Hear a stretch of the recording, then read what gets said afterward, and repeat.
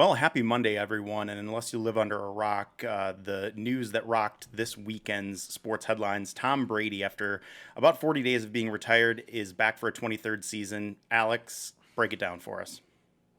Well, I think the biggest thing is he's been telling us for the past 23 years that he's going to play until he's 45. He's 44 right now. This year is going to be the year that he turns 45 in the NFL. I think there's a couple big things that stand out to me. Number one, just from his brand, the TB12 Recovery Center has been built on the idea that Tom Brady is going to play until he's 45. This idea that his training method, the work that he puts in with Alex Guerrero is going to keep him on the field performing at a high level until the age of 45. He's been telling us that for years. Now he's actually going to do it. I think he also introduced his Brady brand clothing line, and I look at it, I don't have $95 to spend on a sweatshirt, but I guess for people who do, are you going to have more of those folks on the field while he's throwing touchdowns? Or if Brady's not on the field and he's a businessman, a CEO, are people really going to be going out and buying his performance gear, or is the value of that performance gear going to show up on the field, him wearing it at practice? Just thinks for his brand, this makes so much sense. And it's about football, but I think it's also just about everything he's told us for the past 23 years. Yeah, and you make a good point about, his off the field ventures and what's going to happen with those. I think he's been planting seeds for a lot of years. He had a comedy series in motion that was supposed to shoot this spring with Paramount. Jane Fonda, Sally Field, that was supposed to be a road trip focused series that he was actually going to appear in. So it just begs the question of, how he's going to move forward and